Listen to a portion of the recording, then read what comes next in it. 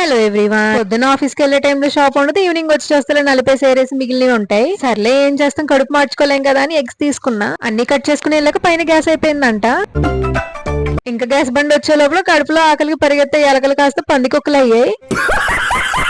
ఎప్పుడు ఎగ్గేనా అనుకుంటారేమో, మరి కూరలు బాగున్నప్పుడు ఏం చేస్తాం, తప్పదు కదా. దానికోసం జనరల్ గా ఎగ్స్ ఉడక పెట్టుకుని ఫ్రై చేసి కర్రీ చేసుకుంటాం కదా. నేను ఈసారి ఎగ్స్ పగలగొట్టి ఫ్రై చేసుకుని పక్కన పెట్టుకున్నా. నెక్స్ట్ సన్నగా దొరుకున్న ఒక ఆనియన్, ఒక మిర్చిని కొంచెం పసుపు వేసి ఫ్రై చేసుకుని అవి ఫ్రై అయ్యేలోగా ఒక ఆనియన్ అండ్ ఒక టొమాటో వేసి పేస్ట్ చేసేసా. నా దగ్గర మిక్సీ లేదు, మా పీజీ వాడితే యూజ్ చేస్తా. పైన మూత కనపల్లా అడగడానికి ఆయన లేడు.